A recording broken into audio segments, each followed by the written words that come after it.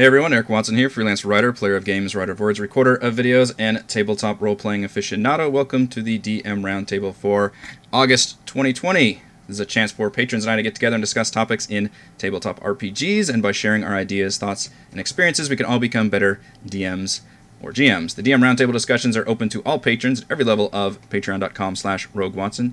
You don't even have to be an active participant. You can jump in here and look to your heart's content, and we are glad to have you. Shoutouts to my Platinum patrons, Joe, Will, Tiny Dancer, Nick R, Andy, Chris, Manuel, Basil, and Travis.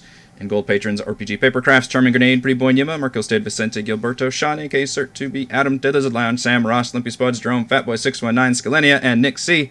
Thank you all very much for your support. This month's topic, as determined by me, since it's good timing for it, is starting a new campaign. How do we choose our campaigns? How do we find players if we have to find new players? How do we go about setting up our worlds, or are we choosing something that's already pre-established? Do we use the all-important Session 0, or do we jump right in with Session 1? And how do we work in with character creation? So joining me for this month's DM Roundtable, we have Sean, a.k.a. Cert2B. Evening. Hello. Sam. Morning. Morning. Ben, a.k.a. Lumpy Spuds. Hello. Tiny. Hello. And special guest, our upcoming, the once and future DM, Mr. Chris. Hello there. Hello. I like that description. The once and future DM. When you introduce yourself. By the way, you need to finish writing that intro if you haven't already with the actual characters. I put that on the Discord chat. I asked for some suggestions. Oh, right. But I don't know if you want me to fill that out or you need to fill that out. We need to get together. It's happening. It's happening soon. It is T-minus 24 hours at the time of this recording. Yeah. So, speaking of starting a new campaign, we're starting a new campaign. Chris, as a special guest, would you like to describe some of the processes that you have gone through for starting this new campaign that you've got? Which, by the way, is a completely homebrewed campaign, which is a first for us. Which means that there a lot more like uneventful prep time went into this than previous ones, because taking something that exists and changing it how you want is much different than taking something from scratch and going, what should this be? Yeah. But yeah, this one's a little bit different because I don't have a framework that I'm using to start from. I'm just sort of walking around and stealing stuff from other things and what's useful. And we're starting at a higher level, which also is a different thing for us. So that's another thing that's thrown into the pot. But for the most part, yeah, starting over has just been just a bunch of prep, just a bunch of just thinking about, like, okay, what are they doing? What's going on? Who's there? The whole thing. How did you come up with the concept? I don't want to tell you because it's a spoiler. I tried. If I tell you the actual inspiration for this, you will understand the entirety of the story immediately. Oh, this is like based on a movie or something then. That's what that means. I'm betting a movie. Yeah. This is a bit of a movie buff, to say it lightly. Right. So it's easy to say that. Now I'm excited. Yeah. But I mean, so there are a couple things that came out of necessity, which is honestly how I create a lot of stuff whenever I'm going from scratch, is what is necessary. And what is necessary is to get you guys out of, like, the normal Sword Coast area, because I didn't know what to do with that. With high level you guys in a city, I don't quite... I barely understand high level D&D, but putting it's all theoretical for us. Yeah, but putting level 16 characters in the middle of a city, I don't understand that. I don't know how, like, when you can walk around and just murder any guard you want, and whatever. So a lot of stuff just comes from just sheer, what do I need to have happen mechanically? How can I do that narratively? Do you feel a sense of panic? I'm starting to. Honestly, the panic I felt was earlier on. It starts to abate the more things coalesce. Before, I had, like, like what the characters' names were and the pictures I was going to use for the different characters and the maps. Before I had all that and it was just an idea, that was the panic, because it's always the idea of like, okay, what if none of this comes together? What if this idea in my head doesn't actually make it to the page properly? That's exactly what I feel. I find myself wanting to start something, and then I panic and I get cold feet, and I go to what's easy and prepped for me. And that is easier for sure. So, I mean, I feel you, but you're doing this. You're going to be doing this live, so I feel a little bit of panic for you. So early on, like, and this is when I say early on, I say long before we announced it. Like Eric, you and I had a conversation New Year's, I believe, was the sort of inception of the idea. We're just talking about what we're going to do after Tomb. Yeah, that sounds familiar. We were very drunk at the time, but that sounds familiar. Sure, yeah, probably.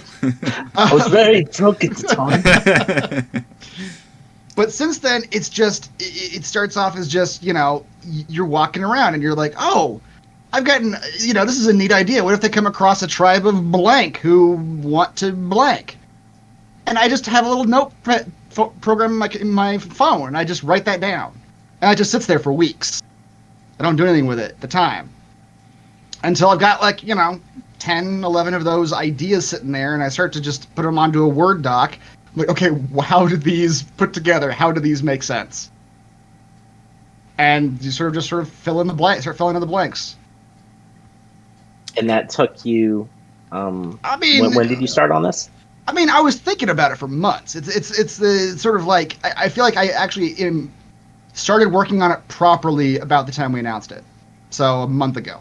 Maybe a month and a half ago. We had known for a while that Chris was going to do the next campaign. Yeah. Since I think we were talking about in January. But then he just had. I don't think you knew what exactly we're gonna do yet, or did you? Like in terms of the like.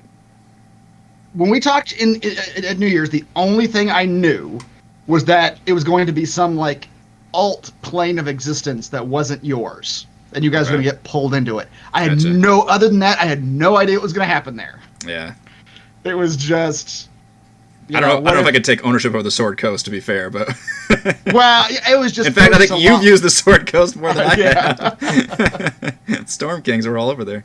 Right. That's partially it. I didn't want to do another, go wherever you want, open sandbox of the whole world. And there's...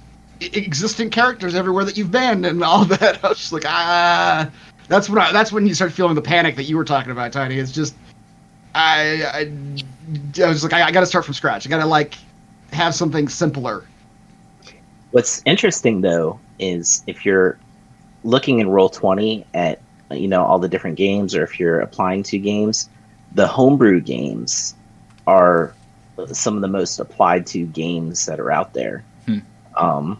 Versus the stuff that's canned games. I mean, Ravenloft gets a ton of applications, but people doing homebrews often get a lot of people applying to their games. I wonder if that's just a sense of you with the homebrew thing. You feel like they've put a lot more effort versus maybe on the off chance you might get somebody who just sits down with the module and just says, "Okay, let's open this module and I'll walk through it with you guys." I wonder if at this point in D&D 5e's lifespan, if a lot of folks have just been there, done that with a lot of the published campaigns at this point. Yeah, and maybe possible. I mean, homebrew is the one new thing. It's like hitting random map generator in a video game or something. I need something new. I'm tired of these maps. Yeah. Now here's a question I have for everybody, because I do it one way, and I've talked to a couple people who do it the opposite way. Is how you start. This is kind of specific to homebrew, but. Just, I guess, if you're starting a campaign in general, whether you start with, lore and the races and the history and all that, like Lord of the Rings, Tolkien style, you build the world, and then you look at it and go, okay, what story can take place in this world?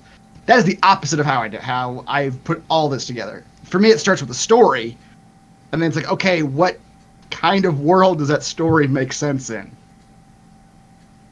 Yeah, I'm exactly the same way, Chris. I always come up with the story first and then kind of fit the world around the story. Because to me, the story is most important. That's interesting. Building the world's a lot of work too. It's a lot of work. It's an awful lot of work, and yeah. By story, do you simply mean like the overarching plot? Yeah, the philosophy that I've sort of adopted is I forget where I'm sure it's some DM advice thing, YouTube article somewhere has this, but the idea of like, okay, figure out what is going to happen if your players are not there. Like, what is the bad guy going to do? What is his plan? What is going to happen if your characters don't intercede? To make sure your villains have their own agency, basically. Right. And they're not just waiting around for the heroes to come. And that's what I mean by the story. I mean, like, what is everybody working on? What are all the characters that aren't my players? What are their goals and what are they trying to accomplish? That's kind of world building, I think, in a way. Sort of, but it comes from, I suppose, like a character or narrative place versus a lore or universe place, I suppose. I have a tendency to kind of go in stages back and forth between the story and the world building in terms of homebrew. Like, I'll have like an initial concept, and for whatever reason, in the 2 or 3 homebrews that I put together, it's always collecting these like items of power where there's your party, the player party that's after them, and another rival or evil faction that's after them. And it doesn't really matter what the item is. In fact, half the time I just call them MacGuffins of power, because it's essentially what they are. But that always seems to be a reoccurring theme with mine. And I'll like kind of think like, why are these important? Kind of what we were talking about in terms of building the story. Then I kind of build the world around them of why these are important, why these are missing, why they're being searched for. And then I'll kind of build back and forth between them. And then I'll kind of have my session 0 with my players and kind of get a feel for their backstory and what they're approaching the game with. And then I'll modify the story again so that it fits their backstory, so it ties their characters directly into, almost as if the world is fated for them to collect these things, because in a sense they are. Right. That's interesting, and that's a good way of approaching with something that I'm actually talk about panic. Here's something that I haven't. So the thing that you're in a unique situation with that campaign, though. Yeah. But so we're starting at 13 and we're going to 20. So in my mind, what that means is, and also we're using milestone XP. That's another important note to the story. So in my mind, what that means is I need 8 set pieces. I need a set piece for each to like cap off each level. And I need reasons for the players to go do these things that aren't just because it's the right thing to do, or you know what I mean, or because someone hired you to do it. Something narratively that will organically drive them, like you were talking about. And I've got like 6 of them. The last 2, I'm like, why would the players be going there? Why would they go there? And I just haven't come up with it yet. Interesting. At this point, like some character's going to get kidnapped or something, and you have to rescue them, which is sort of a cop out. But like it just coming up with, because a novel or a movie has 3 acts, and it's not really enough for a campaign.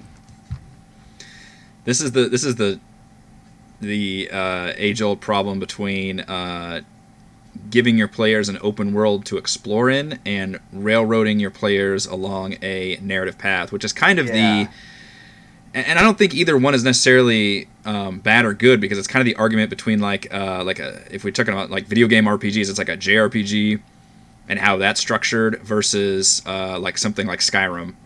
I mean, Skyrim does technically have a story, but you can fuck off and do whatever you want in that world, and there's a whole lot of little stories to be had. Whereas most JRPGs, they kind of funnel you along a very clear path and a pretty structured, like, now you go to this town, then you go to this dungeon. And I do feel like for D&D purposes, we tend to do the non-open world one. Which is kind of a function of Roll20, yeah. Yes, it's a function of how we play and the manner in which we've become accustomed to playing, where we actually have our tokens on a map versus just like theater the minding it. And I think that changes a lot of the prep work too, because you have to look at it like you were saying, like you have to plan out these set pieces and make sure there's these big nice maps, and if somebody wants to suddenly do something that's way off the grid, you're just like, that's got to be continued while That's right. I have to put that together just for next week. While I grab a map for this, because not wholly prepared. When you guys are starting out at the beginning, do you have an idea in your head that it's going to be more narratively act driven, or it's going to be more sandbox? Or do you just let that sort of happen?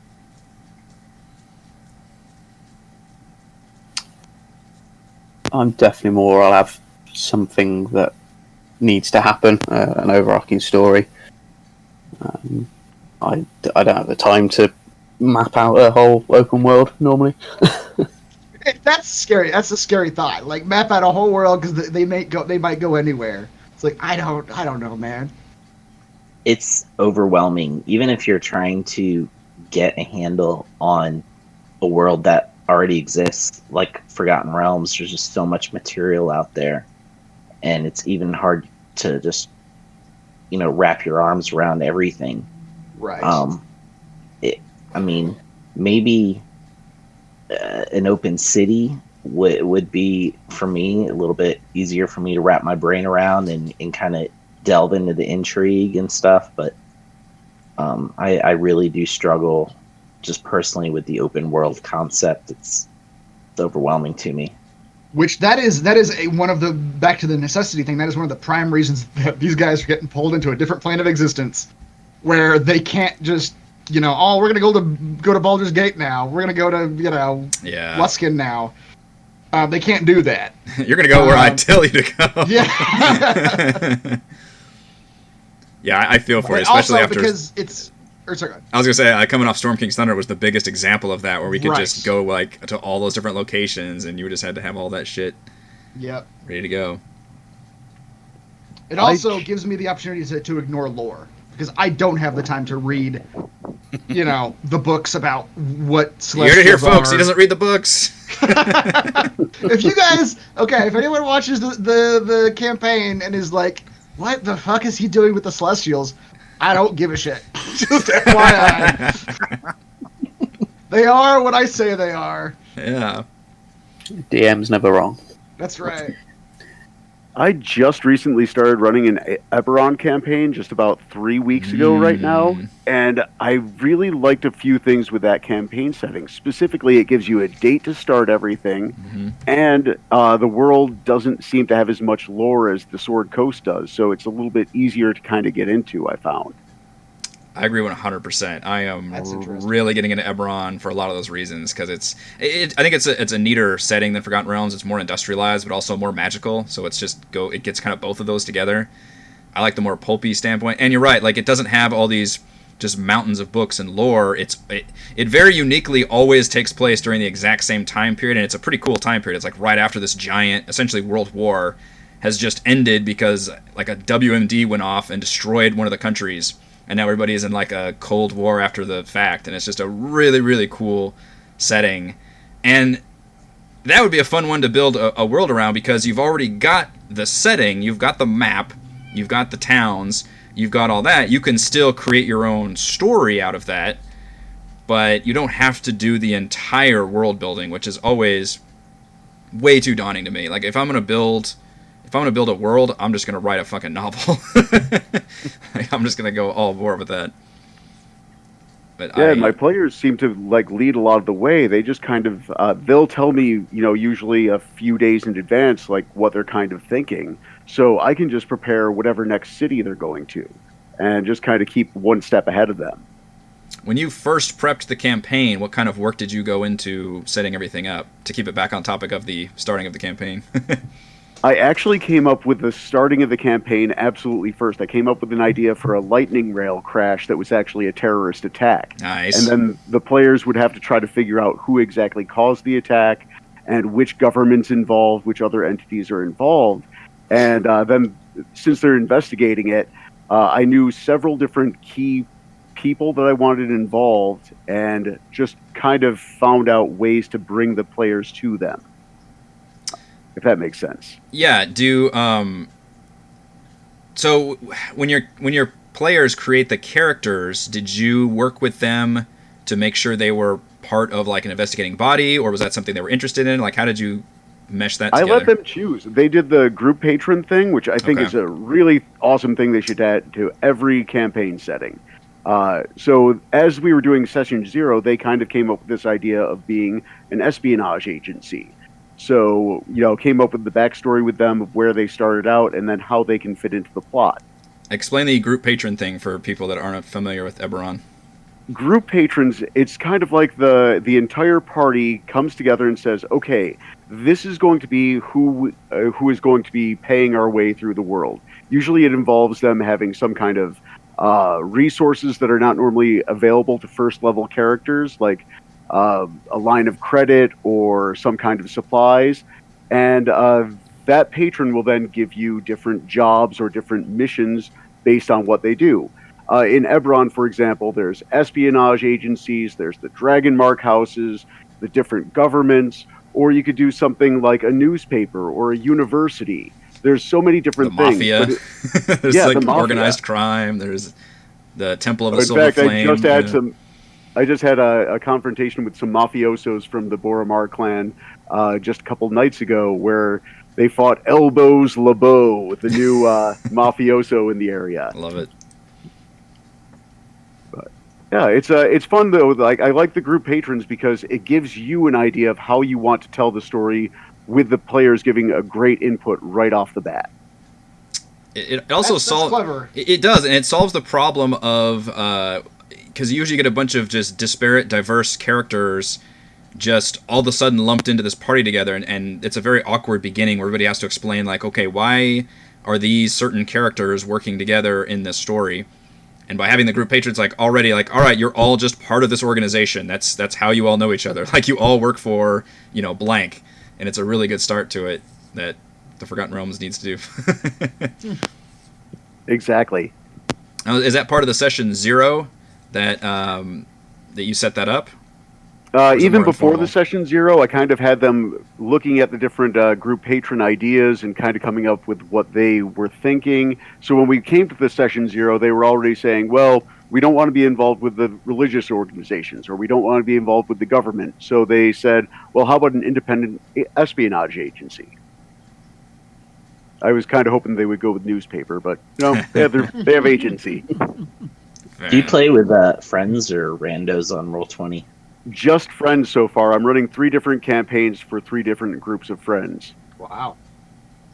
I don't think I know that many people, let alone have that many friends. Yeah, and actually there's 2 people from the game that I do on Saturdays that are 2 of them in one of the other games and 2 of them are in the other game. So it's lots of crossover. It's all Eberron? No, one of them's Eberron, 2 are the Sword Coast, but kind of my own version of the Sword Coast, kind of like you guys do with making in-world changes here and there. Right. Yeah, have to make it your own. That's right. Is there anybody that doesn't use Session 0 or has never done a Session 0?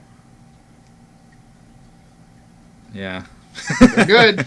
What I'm curious about is how much prep you have to do before Session 0, because, well, I mean, coming up on one, tomorrow. Yep. I don't really do a Session 0. Really? Unless somebody forces me to, like they show up to the game and they don't have their characters ready, then I have to do it. But other than that, I try to help them out before we get started, and then Session 1. I suppose if everybody's talking to each other like consistently, then Session 0 may not be necessary. But the 0, it's just like a structured way of getting them all together. Yeah. I can see where, especially if you were playing like a real physical game and you were meeting only so often, then do you want to afford to even do a Session 0, or do you want to just talk to each other about your characters and then jump in with Session 1? That part makes sense. For us that we play online, it's easy to just always have a Session 0 in there to make sure we're set up. Although this one is going to be different because usually we make characters. Kind of. We don't really like. I don't know. Do we actually make we roll characters? Stats. Do we? Okay. We've rolled stats in every Session 0. Yeah. God, I guess I forgot about that. I went back and watched. Everybody. I mean, I think folks still have their character concepts though, right? Like they know what they want to make. Okay. No, they got everything ready, like the names, the backstories, all that. I think it's just rolling stats. And okay. And setting up the character sheets and all that. It's a character sheet, yeah. Yeah. I mean, I am kind of jealous of Lumpy having people he plays with and them working together to come up with like kind of a cohesive group. Yeah. I don't really do a session 0 just because I so often will just recruit people, on Roll20 who already have an idea of the character they want to play, and maybe give me a tiny little blurb about that character, and I do a lot of picking of their players based upon the creativity they put in their character, and so they kind of already come in with a preset idea of who their character is going to be, and it's kind of up to me to bring them all together for some reason. But generally all the character prep, I just get that knocked out before session 1. So I probably would do a session 0 if I actually had friends. I mean, that's true about session. I mean, yeah, because a lot of times it's about creating characters. But we're still having a session 0 for this one, and I think most of us have our characters. I mean, that's kind of the point of this campaign, is most of us are playing characters that we've already leveled up. Right. But we lack. There's a lot of session 0 stuff that we don't ever have to do anymore. Like, what kind of campaign are you guys looking for? Oh yeah, and go over like safety rules and like stuff that we all basically take for granted because we just know each other forever and have played at this point forever. Which I think all that stuff is very important to do on session 0. Introduce players to each other, make sure you're all comfortable with the tone of the game, the themes of the game, introduce your characters to each other. I definitely think all that stuff's very important. We tend to gloss over a lot of that and just stick to basically the mechanics side of it and creating characters. And I think at that point, before session 0, we already know the characters. So even before that, the DM is, in theory, weaving those character stories into the campaign. Right. Although, again, I think this one will be a little different because this one's we're just all being plucked out of our elements, and there really isn't like. So, like tomorrow, there will be conversations about like, okay, what was your character doing? Yeah. After their adventures, and right before this starts, what might they have been up to? What equipment might they have been using? You know what you're doing. You're doing the movie Predators, where everybody gets plucked. That's right. Into a super hostile like alien planet. I'm just going to parachute. It's a bunch of badasses. Planet. Yep. That's right. Yeah.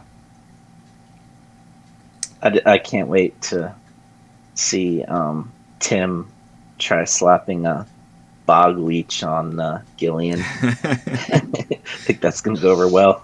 Yeah, It's funny that none of these characters actually know it. Like the initial purpose of this was like, oh, it'd be really fun to do a high level campaign and have some of these characters meet up kind of like Avengers style, and then none of these characters have actually met before, which I guess is kind of true of the Avengers also. Right. Well, here's the thing about how things evolve is that when the idea was first hatched, it was very Avengers Endgame-esque. Yeah. Like I had in my head like the lineup of all the characters we've ever played lined up against some foe, and then the further we got into it, I was like, it just doesn't work.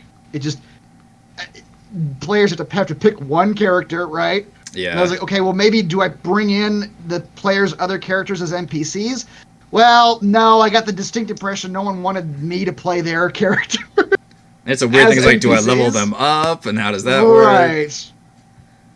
So the idea kind of changed from being like, okay, we gather all the characters we've ever had together in a thing, to like this almost like misfit collage of like, okay, one from each. Okay. The way to do that, I think, maybe like a cutscene. Was just total, yeah, for sure. But yeah, the one from each was totally just random. Like I don't think anybody saw that coming. No, I didn't expect that. Do you think that prep changes at all? Having like trying to start a tier 3 campaign, like levels 10 to 15, versus like, a normal game that might start off at like 1 or 3 or something like that. D&D has got like, you're supposed to have a certain amount of like wealth and magic items by certain levels. So there is that to consider. Like, okay, where should these players be at? I'm starting them at 13. How do we handle that? But yeah, I think there's a good deal of difference in terms of level 1 tends to be like tutorial level in a lot of modules and a lot of campaigns. Sure, yeah. And like, how do I want something equivalent, or because they're 13, do we just throw them right into the fire? I don't know. You're gonna throw us right into the fire. I mean, probably. I made a naked character has basically nothing. I had no idea how to do wealth with level 13. Has anybody else ever started a campaign at a significantly higher level, or has it always been just normal level 1? No, back into 2nd edition. All right, sorry, everybody spoke. Go ahead, Ben. When I was running back in 2nd edition, I used to do like level 7, 8 campaigns all the time, starting at that. But with 5th edition, since so few of my friends have played in 5th edition so far, I started with level 1 for all of them. Okay. I think that reminds me of. At. You know what? Baldur's Gate 2 is a great game, and the reason it's a great game, I will die on this hill, is because you start at like level fucking 8 in that game. Baldur's Gate 1, not a great game because you start at level 1, and 2nd edition level 1 is even worse than 5th edition level 1. But I do think that low tier 5th edition is better, although level 1 still sucks. But I think that was a different topic on a DM roundtable. Who else was talking? Sam or Sean? Yeah, myself. Yep. I haven't done a whole campaign as such, but the homebrew bits that I'm doing for Prince of the Apocalypse have been 8 to 11 and 16 plus. So it's a similar sort of thing. I've taken them out of the Sword Coast for a little bit and put my own spin on a story that I wanted to tell. I found the biggest change in prepping those bits was sort of the mechanics of it, how the traps work, the loot, what enemies you need to use. It's quite a bit different when you're playing against characters that high. Right. Did you take their existing characters, or did they start fresh? No, it's the same characters, so that they're playing through princes. Level 8, they left to go to the Shadowfell. I think that's probably where they're going to die at the moment. But if they do make it back, when they finish, instead of closing the fire portal, they're going to be heading through into the actual realm of fire. And then that's just a way of me taking it sort of past 15, 16. They'll be at that point. It's just a way of hopefully sort of like 18, maybe 20, depending on how they do. Just a chance for us to play with some really big toys. And that is the recommendation, I think, is that at that level, you're not really walking around like cities anymore. You're often like inner extraplanar adventures. You become a cosmic level superhero instead of just a earthbound. Absolutely, yeah. I wish there was more official material for that stuff. I'm used to running campaigns from the book, and I do a fair bit of reading on the book and learning what's going on in the book and how all the bits connect together.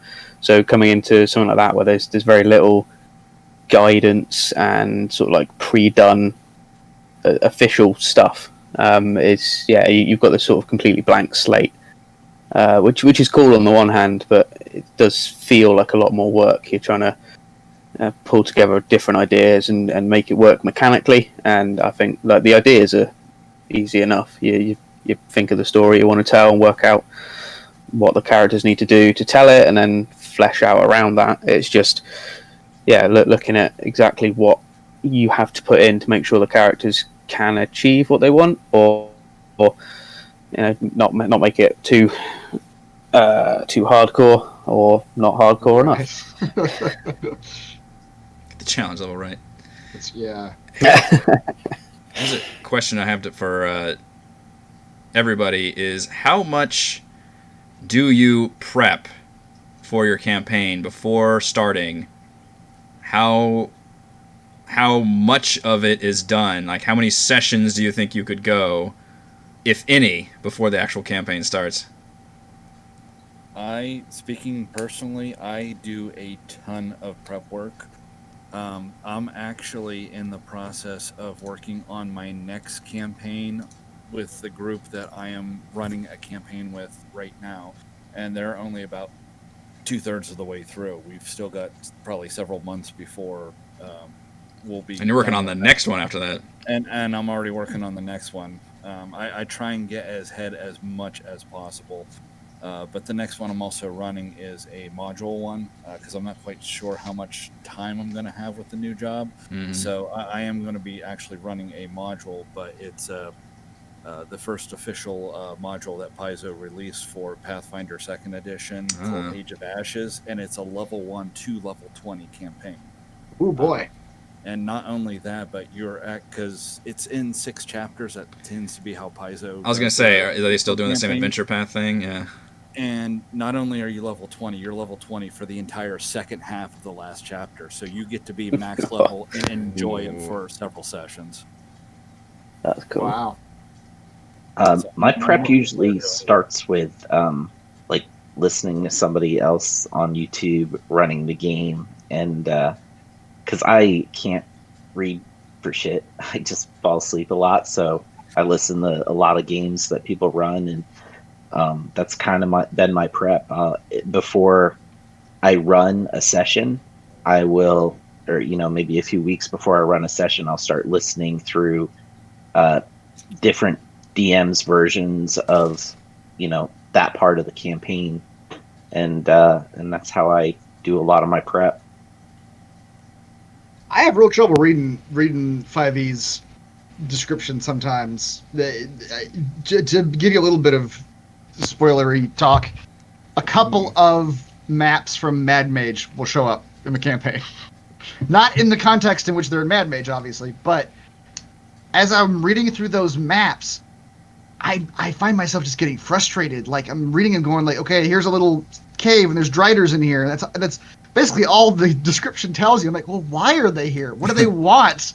Like, are they going to be hostile? Like, it so much is left up to you, the DM, to sort of put together that I almost find reading through that stuff more frustrating than helpful. But I've kind of reached the point, my limit on prepping ahead of time, which is like I was saying, there's going to be like 8 set pieces to get you guys from 13 to 20. I've gotten through, like, prepped like the first 3. Yeah.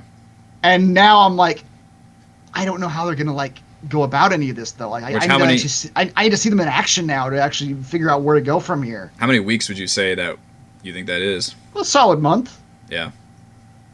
That feels like a good amount of prep. Yeah, it's been going on since with the announcement of like actually like the announcement was like me actually like, okay, I need to actually find maps now. I need to actually go out and look at maps, see what I like, pull them in, change them however I need to change them. And that's been the last 4 to 6 weeks, I suppose. I feel like I may be the worst prepper out of all of you. No, you do a good job prepping. I've been reading through your notes, and you write down a lot of dialogue, which is that's interesting. Yeah, like having dialogue ready to go. Yeah. Yeah. You put a lot of meat on the bones. I mean, I was like just going through the Fane and the Night Serpent and realized you came up with this like whole vernacular. I think you did anyway, as to like what they call each other. And I was like, wow, that's really neat because it's immersive. And you're pretty well organized too with your Google Docs. Like I noticed how you can like, they get to a certain point or it's basically like, certain subjects that may come up and you can just flip to that subject and kind of have something prepped for it. You do a good job prepping. It's pretty impressive. Thank you, but it feels like there were times where I was just barely ahead. And obviously, I streamed Crafting Annihilation for 2 years. Like, everybody knows exactly where I was in my prep work for that entire campaign.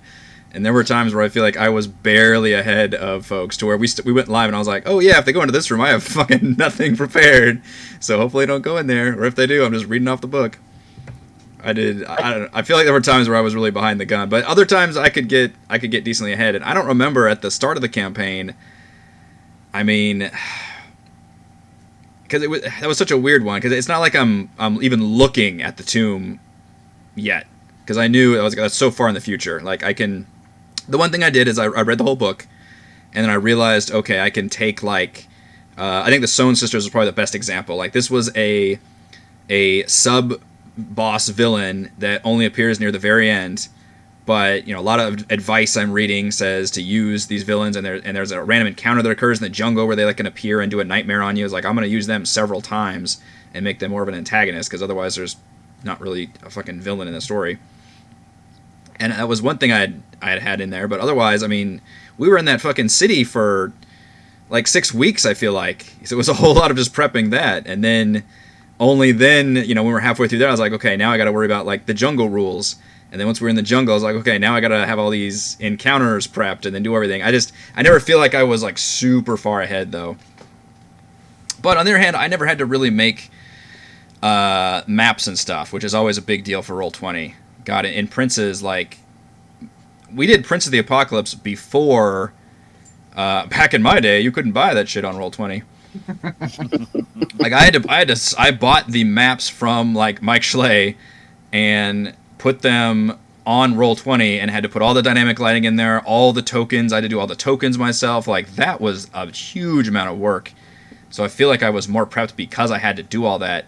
And I think, I don't know if I wouldn't call it lazy, but because I didn't have to do most of that work for Tomb, it was just a lot of, like, narrative and story prep that I had to do. So maybe I just feel like I wasn't, I guess because I wasn't putting in the map work as much, maybe it felt like I just wasn't prepping as much as I did. Yeah. Because there was very little I had to do for actual map stuff, which was a freaking godsend for running Tomb in general on Roll20. Although that was good. I think just being a Roll20 DM, I feel like I'm almost conditioned to like structure my planning around maps. Yeah. You know, Yeah, and sure. instead of story and role play. And I feel like I get more panicky about the story and the role play because it's more of a unknown to me versus a map and an encounter on the map, which is feels more tangible. Right. Walk through that. Exactly. That's interesting. And that's an easy way. Like, if you feel panicked about your prep, just throw a map out there, throw on some monsters, and that can buy you some time. You know, I mean, I mean, if you genuinely don't know, you know, if they say we're gonna go to this building, and you're like, there's nothing in that building. Chris, you had to do that one time in Storm Kings, and you like we were outside of a cave, and we were like luring people out of the cave to try and fight them. Oh, and then you were like, right. "Holy shit! I don't have a map for outside of the cave." Right. Yeah. Yeah. So that kind of thing, like you can just throw a combat encounter like by yourself. You know, a simple a combat encounter with just some bandits or something. Like, okay, I bought myself 10 minutes to figure out what's going on here. God. Yeah, so map prep is obviously a big part, and that probably doesn't necessarily just go for Roll20. I mean, obviously you can use maps and you want to handouts and stuff for physical, yeah. Especially to you, Eric, you should enjoy it. I don't know if I've told you the story, but when you guys in Storm Kings, when you guys fell out of the Zephyros Tower into the snow, yeah, you guys did killed me with a Yeti. You guys did something that I didn't prepare for. Oh, I know what it was. I know what it was. We just talked about this.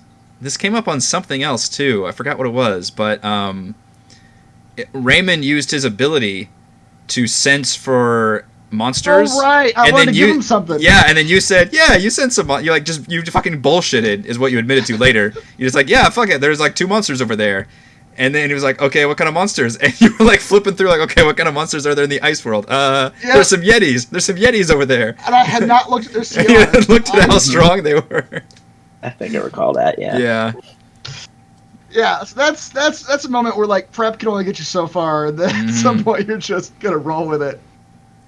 And he almost killed me with fucking Yetis that weren't even part of any kind of planning or scripted encounter whatsoever. Blame Raymond. He wanted to use his monstrous detection. I know. One question I wanted to ask everybody is, how well do you weave and Ben, you kind of said this already, do you weave your characters into the player characters into your campaign prep? Like, Sean, at this point, I assume you're not doing any of that, because you're so far ahead of. I mean, they haven't even made those characters yet. Well, for the new campaign, no, I I haven't done any of that yet.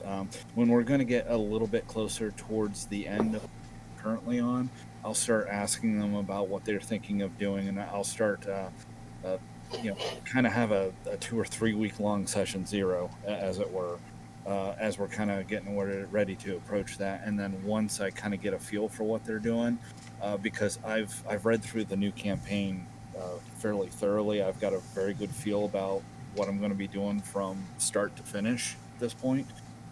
That it's not going to be difficult for me, I don't think, to be able to tie in whatever type of background that they're doing. And also, if there's something that I'm kind of planning on doing that I think, oh, this would be kind of cool, I might kind of it's like, did you mean that maybe you were possibly from this area where there's a lot of this going on? And it'd be like, oh, yeah, that works. Yeah. I 100% did that with Tomb, specifically with Reese. He wanted to play a druid, and he was originally going to play a Furbolg druid. And then I was like, oh, what about a dwarf druid? Because I got some dwarf shit I can work with for Tomb Annihilation. He was like, yeah, that's fine. I don't know if that was session 0, if that was before session 0.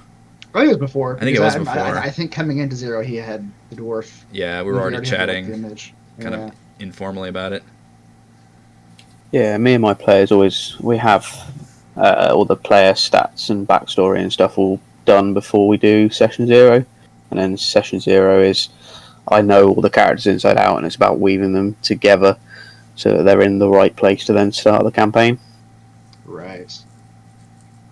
So when we were, go ahead. So when we were starting Princes, I had them all travel from wherever they were to be in Red Larch, and they all had a reason to be there. And then, I think we started with the sinkhole kicking off in the centre of town to sort of as a reason for them all to jump into action. But we had them all sort of make the journey, if you like, to Red Larch in session 0, and they'd all arrived in town. I explained what they were doing there and the people they'd met, the sort of the people they knew, and then the reasons they had for coming to Red Larch. And then, shit happens, and that's how they end up together. I tend to use that pre-prepped session 0 as a way just to make sure that all the players have a reason to be together. Typically, how it goes. I did the same in most of the other campaigns that I've played in as well. So this is something that me and my group tends to do.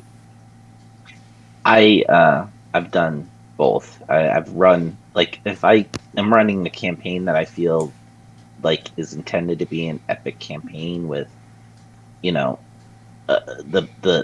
players are going to be playing these characters for a long time and are going to need to be really invested in them in order to stick with a long campaign, then I will really try hard to work in their backstories and stuff into the campaign. But obviously, if it's a shorter one, like I was doing the Yawning Portal series, and I just came up with, like, you are working for this company called Temp HP Inc., and you're basically a temp employee, and they're sending you on this mission.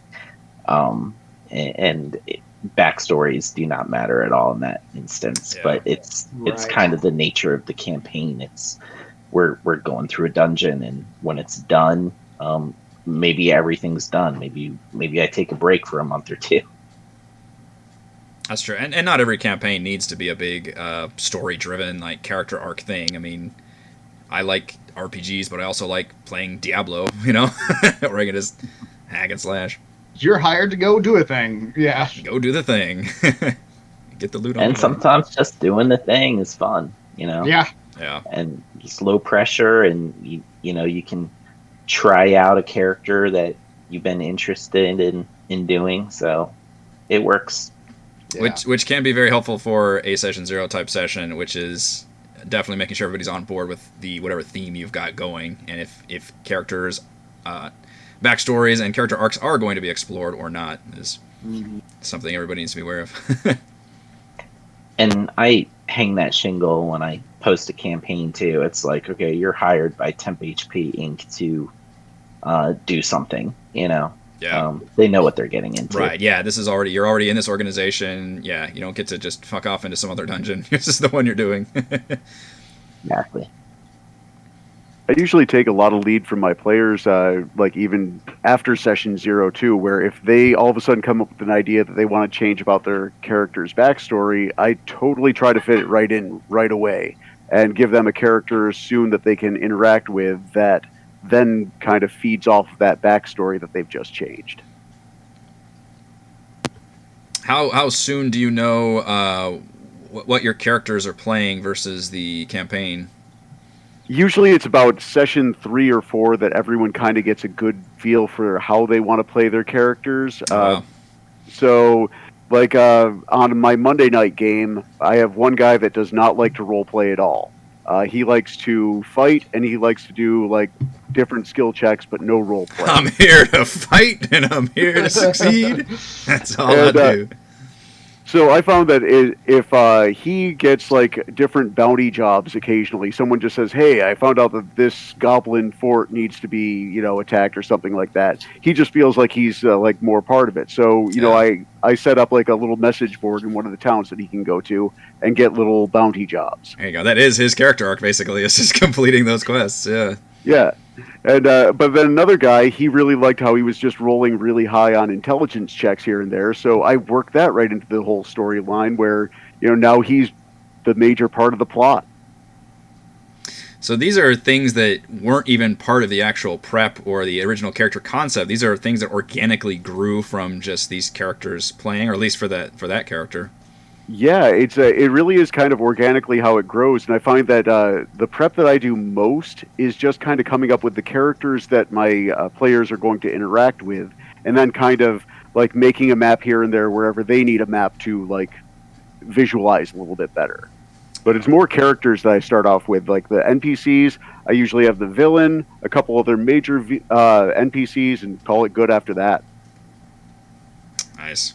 I think it actually does happen sort of organically, where like you may come into like session 0 or session 1 with these ideas of what the campaign's going to be, but then when you see how your players play and what they connect to and what they don't connect to, that sort of just kind of naturally evolves.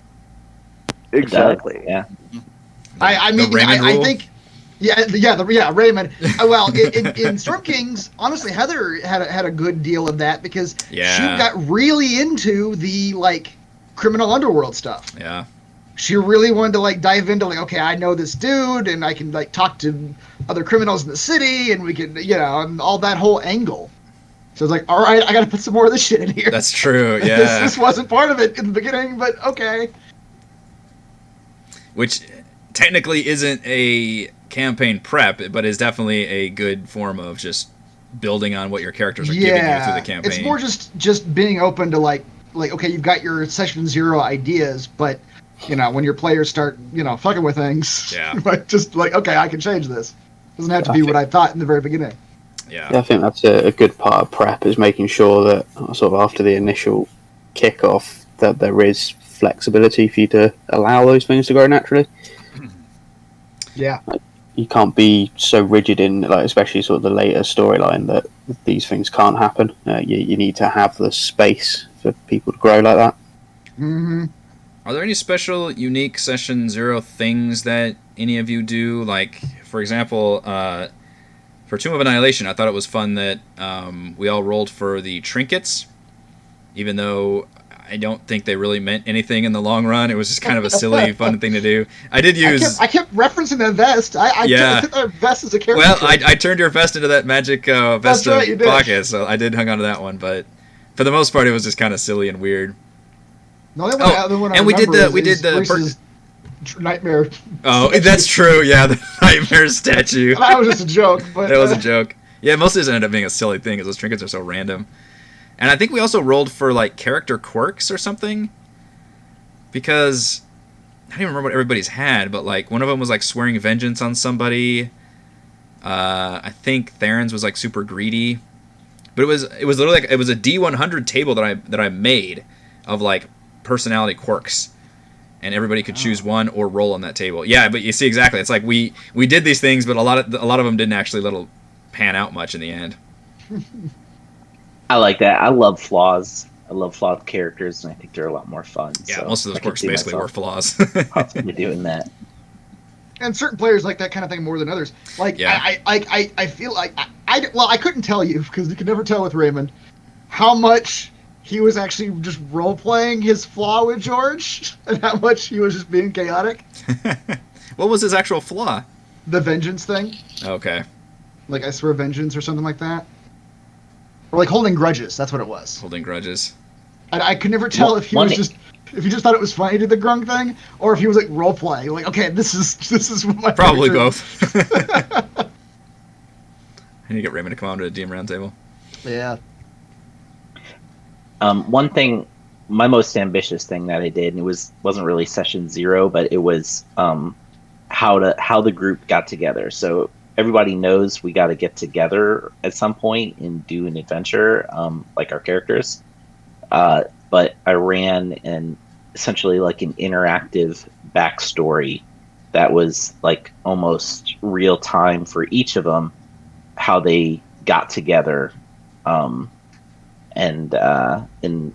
so I had put a lot of work into that, and that was kind of cool. But it developed their backstory and their hooks to the campaign and everything just in that session 1. How was it interactive? Like they could roll checks and stuff? Interactive in that, obviously we know the goal is to get together tonight, and I kind of express that, like, by the end of the night we're all going to be together.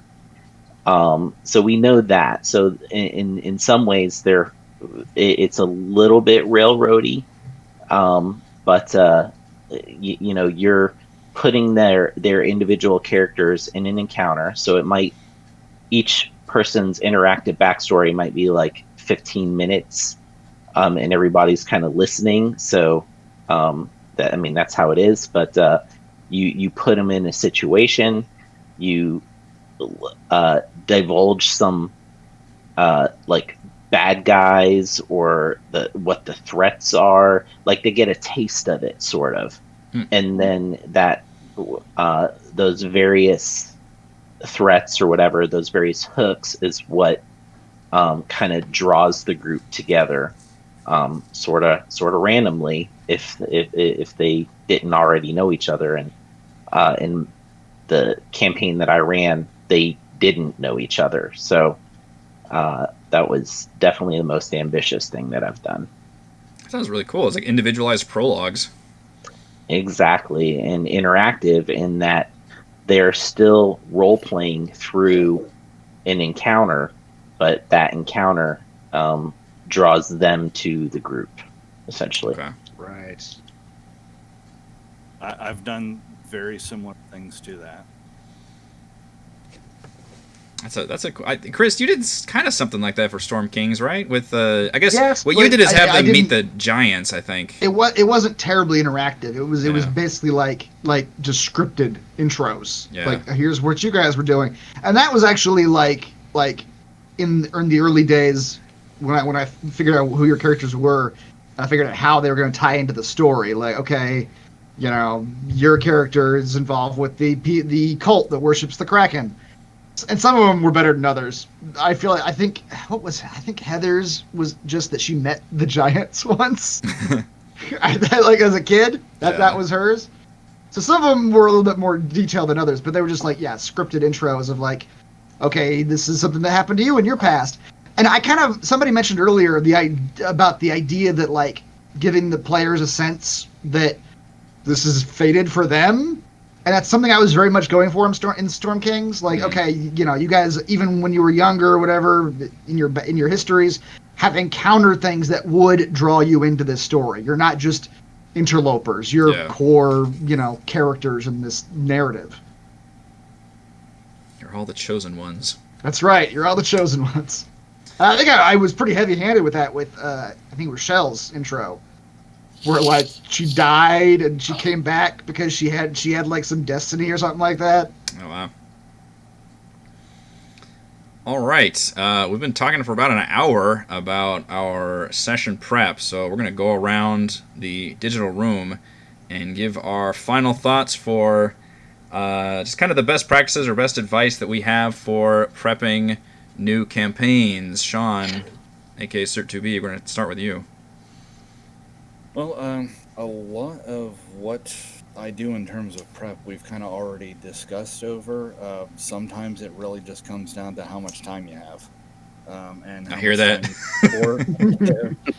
I mean, I only have one campaign that I run, so I do a lot of prep work for it whenever I have a chance to. But, I probably wouldn't be able to run 2 or 3 campaigns like some folks do just because I wouldn't have the time.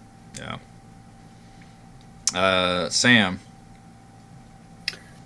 I tend to find that I prep a lot very early on, so the early sessions are lots of notes, knowing exactly what I want to happen, when and where, and then I'll have the framework of the latter campaign planned out, but there's only, because you don't know what your player's going to do, it's good to leave space and let it go from there.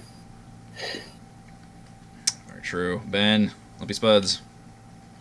I think the most helpful thing for me is always having a map of a bar ready and waiting in the wings, just in case.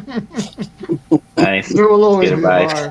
bar. You just have that, it's like, you come across a bar, you guys can go in here for a bit while I figure something else out. Because you know they're going in there. You know, Oh, yeah. in Avernus, there's this bar that can just show up anywhere. Wait, and that's hell? In hell, yeah. Mahadi is great. Yeah, we're going to hell. Sounds great. Tiny. For me, since I run a lot of modules, I haven't done anything homebrew yet, really. For me, I just find the modules, like people running that module on YouTube. I mean, Eric, obviously, it's how I kind of got started listening to you. I was learning how to run Fanlin from your show. So when I'm at work pointing and clicking, man, I'm like all day listening to people play D&D.